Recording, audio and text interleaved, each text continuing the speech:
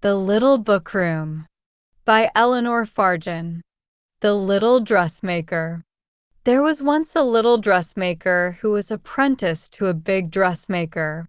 But although she was only an apprentice, she cut her patterns so beautifully and took her stitches so daintily and had such charming fancies about the frocks she made that she was really the best dressmaker in the kingdom, and the big dressmaker knew it.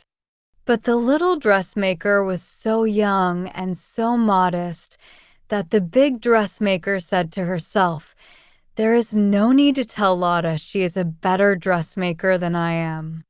If I don't tell her, she will never find out for herself, and if I do tell her, she will go away and set up a rival establishment." So the big dressmaker held her tongue and did not always praise Lotta when she had done something prettier than usual, and quite often scolded her when she had done nothing whatever to deserve it. But Lotta took it all in good part, and she did not suspect her own worth, even when the big dressmaker came to her for advice, as, when she had a particularly important order, she always did. The Marchioness of Roly-Poly has just been in to order a ball dress, Lotta, the big dressmaker would say. She fancies herself in peach-colored silk. "Oh, what a pity," Lotta would cry. "She would look so much better in plum-colored velvet." "Exactly what I told her," said the big dressmaker. "She wants 17 flounces on the skirt." "Fancy that," exclaimed Lotta. "She ought to have it as plain, but with a dignified cut." "Precisely," said the big dressmaker. "As I said to the Marchioness with my very own lips, a dignified cut is the thing, and as plain can be." So instead of making the Marchioness of Roly-Poly a flouncy peach-colored dress, they made her a dignified plum-colored one, and the Marchioness looked extremely imposing at the Queen's reception, and everybody said, "The big dressmaker is a genius." But it was really little Lotta.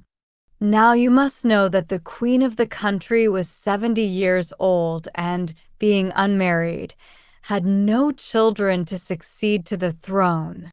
But if she had never been a mother, she had at least been, for 25 years, an aunt, and her nephew, who was king of the kingdom next door, would in the course of time rule over her country as well as his own. He hadn't visited his aunt for 20 years, but report said he was a charming young man, and, like his aunt, he was unmarried, a circumstance which bothered her so much that she wrote to him about it twice a year, at Christmas and on his birthday. But he always wrote back, "Dear Aunt Georgie, thank you awfully for the jolly pencil case. Your loving nephew, Dick. P.S. There's plenty of time." But old Georgina was 70 and young King Richard was 25, and at 70 there does not seem to be quite so much time as there does at 25. So presently the Queen, who was a masterful old lady, wrote a letter in between Christmas and his birthday to tell him he must come to her court and choose for himself a bride from among the court ladies, because she was sick and tired of his stuff and nonsense. As this time she hadn't sent him a pencil case, the king couldn't put her off with thanks, and the chief part of his letter had to be about the marriage. So he wrote, "Dear Aunt Georgie, just as you like. Your loving nephew, Dick. P.S. I won't marry anybody who isn't 19½ years old and 19½ inches round the waist." The Queen immediately summoned all the court ladies of 19½ years old and had them measured. There were exactly 3 whose waists were 19.5 inches, no more and no less. So she wrote again to her nephew. My dear Richard, the Duchess of Junkets, the Countess of Caramel, and the Lady Blanche Blancmange will all be 20 next December, the present month being June. They are delightful girls, and their waists meet your requirements. Come and choose for yourself. Your affectionate aunt, Georgina Regina. To this the king replied, Dear Aunt Georgie, have it your own way. I'll come on Monday. Please give 3 balls on Tuesday, Wednesday, and Thursday, and let me have each of the ladies in turn for my partner. I'll marry the one I like best on Friday and go home on Saturday. Your loving nephew, Dick. P.S. I'd like the balls to be fancy dress, because I've got an awfully good one. The Queen did not get this letter till Monday morning, and the king was coming that very night. You can imagine what a flutter everybody was in, particularly the ladies with the 19.5-inch waists. Of course, they paid a visit to the big dressmaker at once. Said the Duchess of Junkets, I positively must have the most beautiful fancy dress you can make me, and that on Tuesday in time for the first ball. And be sure, when it is ready, you send me one of your girls to show me how to wear it. Said the Countess of Caramel, it is of the utmost importance that you should make me the most fascinating fancy dress you can think of, and deliver it on Wednesday in time for the second ball. And let your best apprentice bring it, to set it off for me. Said the Lady Blanche Blancmange, I shall expire of vexation if you do not create for me the most enchanting fancy dress in the world, to be worn on Thursday night at the third ball. And that I may see it is quite perfect, put it on your daintiest model so that I can judge the effect for myself. The big dressmaker promised them all, and as soon as the ladies had departed, she rushed into Lotta and told her all about it. We must think with all our brains, and so with all our fingers, Lotta, if we are to get them done in time. Oh, I'm sure I can manage, said Lotta cheerfully. We'll take the dresses in order, and the Duchess shall have hers tomorrow night, and the Countess shall have hers the next night, and the Lady Blanche shall have hers the night after that, if I have to sit up all the time and never go to bed at all. Very well, Lotta, said the big dressmaker. But now I must consider what the dresses will be. The Duchess would look beautiful as a sunbeam, said Lotta. Just what I was thinking, said the big dressmaker. And how entrancing the Countess would look as moonlight, said Lotta. My idea exactly, said the big dressmaker. And as a rainbow the Lady Blanche would look simply ravishing.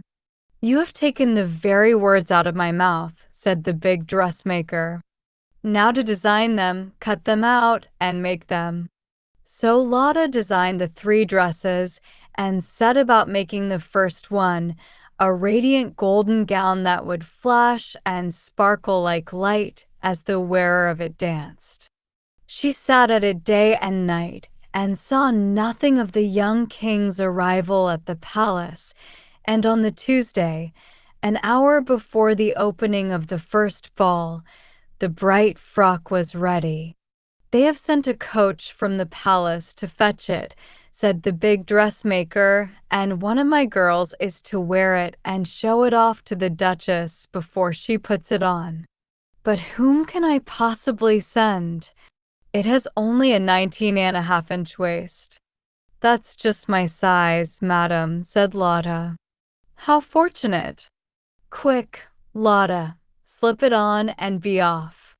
So Lotta slipped on the dazzling frock, the golden shoes and slippers, and the little gold crown twinkling with points of light, and throwing her old black cloak over, all ran down to the royal coach that was waiting for her. The coachman flicked his whip, and away they went. When she arrived at the palace, a footman who was passing through the hall conducted Lotta to a little anteroom. "You're to wait here," said he, "till the Duchess is ready for you in the next room. When she is, she will ring a bell. What a charming dress you seem to be wearing under your cloak." "It is the Duchess's dress," said Lotta, "with which she is to captivate the young king. Would you like to see it?" "Very much indeed," said the footman. Lotta dropped her black cloak and stepped like a sunbeam out of a cloud. "There," she said. "Isn't it beautiful? Do you think the king will be able to resist dancing with the Duchess in this frock?" "I am sure he won't," said the footman. And making an elegant bow, he added, "Duchess, may I have the honor of this dance?" "Oh, Your Majesty," laughed Lotta. "The honor is mine." The footman put his arm round Lotta's waist and danced with her, and just as he was telling her that her hair was more golden than sunlight itself, the bell rang and Lotta had to go. The Duchess was delighted with the dress, and when Lotta had shown her exactly how to move and sit and stand and dance in it, she put it on and sailed into the ballroom. Lotta, wrapping herself up in her old cloak, heard how everybody broke into applause as the radiant little Duchess appeared. "Ah," thought Lotta, "the king will never be able to resist her." And back she ran to begin the moonlight dress. All night and all day she sewed the slim silver sheath, and she got it done by the following evening, just as the royal coach drew up at the door to fetch her. As before, she slipped on the frock, covered herself with her cloak, and drove away, and as before, the young footman escorted her to the anteroom and told her to wait. "And what happened at the ball last night?" asked Lotta. "The king danced with the Golden Duchess all the evening," said the footman. "I doubt if the Countess will have such luck." "Don't you think so?" said Lotta, and opening her black cloak, she stood before him like the moon shining at midnight. "Oh, Countess," said the footman, taking her hand and kissing it, "will you make me the happiest man in the world by dancing with me?" "The happiness is mine, Your Majesty," said Lotta, smiling sweetly. So once more they danced together in the anteroom, and then they sat down and talked all about themselves and each other. And Lotta told him that she was 19.5 years old, and that her mother was a housemaid and her father a cobbler, and she herself an apprentice dressmaker. And the footman told her that he was 25 years old, and that his father was a bookbinder and his mother a laundress, and he himself a footman to the young king, to whose kingdom he would return when the king was married. And this made Lotta thoughtful, and the footman asked why, and Lotta didn't know. And the footman took her hand in his, and was just telling her that it was as white as moonlight when the bell rang and Lotta had to go. The Countess of Caramel was charmed with the frock, and when all its points had been shown off, she put it on and entered the ballroom. And Lotta heard the shout of admiration that went up as she appeared, while Lotta herself hurried back in her old cloak to make the rainbow dress. All night and all day she sat at it, and her eyes were rather heavy, and her heart was a little heavy too, but she couldn't think why. And just an hour before the third ball was to begin, the frock was done and the coach was waiting. Once more Lotta put on a shimmering frock, hid herself in her old cloak, and was driven to the palace. And once more the footman escorted her to the anteroom, where she sank into a deep chair while he stood before her. And once more Lotta asked, "What happened at the ball last night?" "The king danced every dance with the Silver Countess, and never took his eyes off her," said the footman. "I don't suppose there's much chance for the Lady Blanche." "You never know," said Lotta. But she was feeling so tired that she didn't even try to undo her cloak and show him. So the footman undid it for her and laid it back against the chair, and when he saw Lotta shining like a little rainbow against a black cloud bank, he fell on his knees before her. "Oh, lady," he whispered, "won't you dance this dance with me, and every other dance as well?" But Lotta shook her head because she was so tired, and she tried to smile, but at the same time big tears trickled down her cheeks. And the footman didn't even ask why, since tears seem natural in a rainbow, but he put his arms round her as she sat in the chair and gave her a kiss.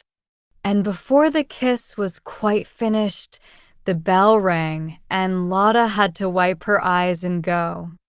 The Lady Blanche was ravished with the frock, and after Lotta had turned this way and that way to show her how to wear it, she put it on and ran into the ballroom.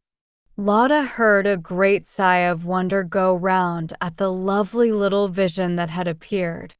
Then she went back to the empty anteroom, put on her old cloak, and stumbled back.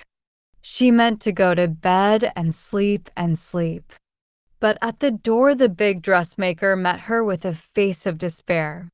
"What do you think?" cried she. "An order has just come from the queen that we must make the finest wedding dress ever made for the king's bride tomorrow. The wedding is to be at noon. Now, think, Lotta, think. What shall the wedding dress be?" Lotta thought of a dress as pure as a fall of snow, and as she began to cut it out she said, "But, madam, we do not know whom it is to fit." "Make it to fit yourself," said the big dressmaker. "For you and the 3 ladies are all of a size." "And which do you think it will be?" asked Lotta. "Nobody knows. They say the king was equally charmed by the sun and the moon, and doubtless he will be by the rainbow as well." "And what dress did the king wear at the balls, madam?" asked Lotta, to keep herself awake. "A most disappointing dress for a king," said the big dressmaker. "He wore the livery of his own footman." After that, Lotta asked no more questions. She just bent her tired little head over the pure white stuff and sewed till her fingers and her eyes ached. The night passed, morning came, and an hour before noon the frock was ready. "The coach is here," said the big dressmaker. "Put on the dress, Lotta, for the bride will certainly wish to see how it should be worn." "Who is the bride?" asked Lotta. "Still nobody knows," said the big dressmaker. "They say the young king is making his choice at this moment, and the wedding will take place as soon as he has decided." So Lotta put on the wedding dress and went down to the coach, and there, to her surprise, was her own footman, waiting to hand her in. She looked at him earnestly and said, "But aren't you the king?" And the footman said, "Whatever made you think that?" and shut the door, and away they galloped. And Lotta leaned back in a corner and fell fast asleep and dreamed she was driving to her wedding. When she woke up, the coach was just pulling up at a door, but instead of being the palace door, it was the door of a little church in the country. The footman jumped down and handed Lotta out, It all seemed a natural part of her dream as she went on his arm up the aisle in her snow-white gown and found the clergyman waiting at the altar. In 2 minutes they were married, and Lotta, with a gold ring on her finger, went back to the coach. But this time the footman got inside with her, and as they drove off he finished giving her the kiss he had begun the night before, and Lotta went to sleep with her head on his shoulder. She never woke up till they reached the young king's city and stopped before the young king's palace. And there, all in a daze, she found herself going up the steps on the footman's arm amid the cheers of the populace, and at the top of the steps, waiting to receive them, with a merry smile on his face, the young king himself. Yes, because, you see, the footman really was the footman. Only, as the young king didn't want to be married a bit, he had sent his footman in his place. And as the footman fell in love with Lotta at first sight, he had made up his mind before the very first ball, and after that there wasn't a ghost of a chance for the Duchess of Junkets, the Countess of Caramel, or the Lady Blanche Blancmange. And this was really very fortunate, because if the footman had chosen and married one of them, the old queen would have been greatly annoyed when she found out the trick that had been played upon her by her nephew, and the bride would have been annoyed as well. As it was, when the facts came to the queen's ears, she wrote to the young king on his birthday, "My dear Richard, I send you the enclosed, with my love. At the same time, I wish to say that I am extremely displeased with you, and shall take no further interest in your matrimonial affairs. Your affectionate aunt, Georgina Regina." To which the young king replied, "Dear Aunt Georgie, thanks awfully. Your loving nephew, Dick. P.S. Oh, and thank you for the jolly pencil case."